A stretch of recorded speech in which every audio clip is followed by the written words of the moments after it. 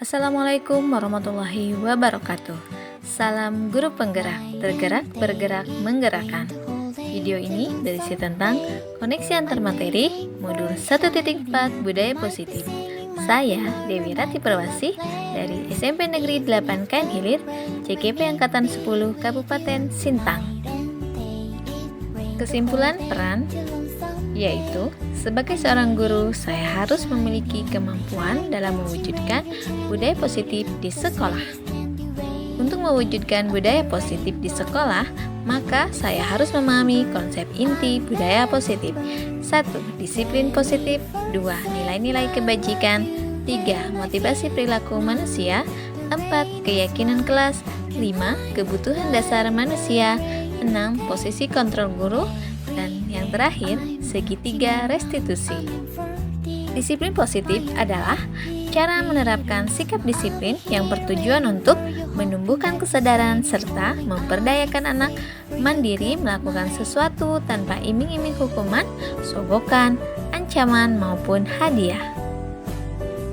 Nilai-nilai kebajikan adalah nilai yang disepakati bersama lepas dari suku bangsa, agama, bahasa, maupun latar belakangnya.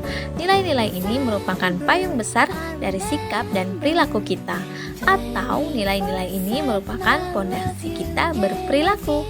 Nilai-nilai kebajikan adalah sifat-sifat positif manusia yang merupakan tujuan mulia yang ingin dicapai setiap individu. Ada 3 motivasi perilaku manusia. Yang pertama, untuk menghindari ketidaknyamanan atau hukuman. Yang kedua, untuk mendapatkan imbalan atau penghargaan dari orang lain. Yang ketiga, untuk menjadi orang yang mereka inginkan dan menghargai diri sendiri dengan nilai-nilai yang mereka percaya. Keyakinan kelas. Keyakinan kelas merupakan sebuah nilai-nilai kebajikan universal yang telah disepakati lepas dari adanya latar belakang suku, negara, bahasa, maupun juga agama. Keyakinan kelas dibuat secara bersama-sama dengan seluruh siswa yang mempunyai nilai-nilai kebajikan yang dapat dipercaya. Keyakinan kelas merupakan salah satu disiplin positif yang dapat untuk diterapkan dalam membangun budaya positif di lingkungan sekolah. Ada 5 kebutuhan dasar manusia. Yang pertama, kebutuhan untuk bertahan hidup atau survival. Yang kedua, kasih sayang dan rasa diterima, love and belonging. Yang ketiga, kebebasan atau freedom. Yang keempat, kesenangan atau fun. Dan yang kelima adalah penguasaan atau power. 5 posisi kontrol guru. Yang pertama yaitu penghukum. Yang kedua, pembuat merasa bersalah. Ketiga, teman. Keempat, pemantau. Dan kelima, manajer. Segitiga restitusi, yaitu sebuah proses menciptakan kondisi bagi peserta didik untuk memperbaiki kesalahan mereka. Yang pertama, menstabilkan identitas. Yang kedua, memvalidasi tindakan yang salah. Yang ketiga, menanyakan keyakinan.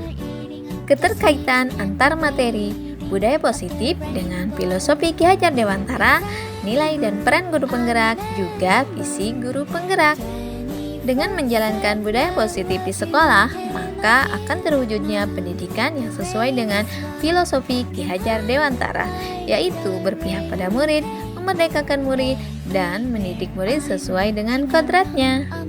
Budaya positif dan pendidikan sesuai Ki Hajar Dewantara di sekolah akan terwujud jika seorang guru memiliki nilai guru penggerak, yaitu berpihak pada murid, inovatif, mandiri, reflektif, dan kolaboratif, serta memiliki peran guru penggerak untuk menciptakan budaya positif di lingkungan sekolah. Seorang guru penggerak memiliki visi atau cita-cita yang sesuai nilai-nilai yang mengacu pada filosofi Ki Hajar Dewantara, sehingga untuk mewujudkannya, guru penggerak harus memiliki nilai dan peran guru penggerak sehingga terciptanya budaya positif di sekolah. Refleksi. Sejauh mana pemahaman Anda tentang konsep-konsep inti yang telah Anda pelajari di modul ini? Adakah hal-hal yang menarik untuk Anda dan di luar dugaan? Saya telah memahami konsep inti dari budaya positif dan keterkaitan antar materi, yaitu filosofi Ki Hajar Dewantara, nilai dan peran guru penggerak, dan visi guru penggerak.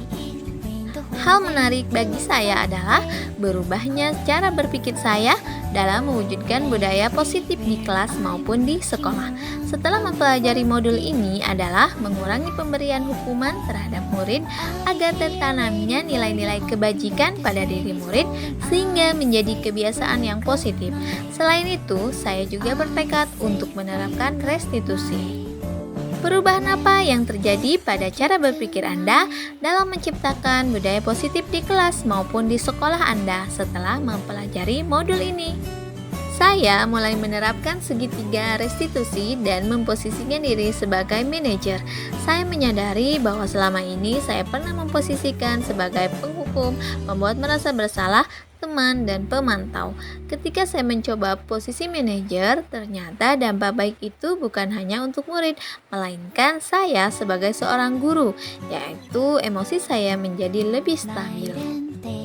Pengalaman seperti apakah yang pernah Anda alami terkait penerapan konsep-konsep inti dalam modul budaya positif, baik di lingkup kelas maupun sekolah Anda? Saya menangani murid yang tidak memakai atribut lengkap yaitu sabuk. Saya menerapkan segitiga restitusi dengan tahapan menstabilkan identitas, memvalidasi tindakan yang salah, dan menanyakan keyakinan. Bagaimanakah perasaan Anda ketika mengalami hal-hal tersebut? Saya merasa senang telah mempraktikkan segitiga restitusi di mana saya menangani murid yang tidak memakai atribut lengkap yaitu sabuk. Saya menuntun murid menemukan solusinya sendiri. Saya tidak perlu melakukan hukuman atau memarahi murid, sehingga energi saya menjadi lebih positif dan murid dapat belajar dari kesalahannya. Menurut Anda, terkait pengalaman dalam penerapan konsep-konsep tersebut, hal apa sajakah yang sudah baik dan yang perlu diperbaiki? Hal yang sudah baik adalah bahwa saya sudah membuat kesepakatan kelas bersama murid. Selain itu, saya sudah mencoba menerapkan posisi kontrol sebagai manajer. Saya juga sudah menerapkan restitusi dalam menyikapi perilaku murid yang tidak sesuai dengan nilai-nilai kebajikan yang diyakini untuk menuntun murid menemukan solusi dan belajar dari kesalahannya. Hal yang perlu diperbaiki adalah meningkatkan penerapan posisi kontrol sebagai manajer kepada setiap perilaku murid, mengontrol emosi ketika menghadapi murid yang memiliki perilaku tidak sesuai nilai-nilai yang dipercaya. Sebelum mempelajari modul ini, ketika berinteraksi dengan murid berdasarkan 5 posisi kontrol, posisi manakah yang paling sering Anda pakai dan bagaimana perasaan Anda saat itu? Setelah mempelajari modul ini, posisi apa yang Anda pakai dan bagaimana perasaan Anda sekarang? Apa perbedaannya? Posisi yang paling sering saya pakai adalah sebagai penghukum, pemantau, dan teman. Setelah mempelajari modul ini, posisi yang saya pakai adalah sebagai manajer, dan saya merasa senang karena murid merasa nyaman dengan tindakan yang saya lakukan. Perbedaannya adalah murid mampu menemukan solusi sendiri dan dapat belajar dari kesalahannya. Belum mempelajari modul ini, pernahkah Anda menerapkan segitiga restitusi ketika menghadapi permasalahan murid Anda? Jika iya, tahapan mana yang Anda praktekkan dan bagaimana Anda mempraktekannya? Belum mempelajari modul ini, saya pernah menerapkan tahapan memvalidasi tindakan yang salah, itu pun dengan cara membuat murid merasa bersalah dan menanyakan keyakinan tanpa melewati tahapan menstabilkan identitas. Selain konsep-konsep yang disampaikan dalam modul ini, adakah hal-hal lain yang menurut Anda penting untuk dipelajari dalam proses menciptakan budaya positif baik di lingkungan kelas maupun di sekolah? Hal yang penting untuk dipelajari adalah kolaborasi antar guru dan orang tua murid agar budaya positif tidak hanya tercipta di sekolah saja, melainkan dapat juga tercipta di rumah. Demikian video dari saya. Salam guru penggerak, tergerak, bergerak, menggerakkan. Terima kasih. Wassalamualaikum warahmatullahi wabarakatuh.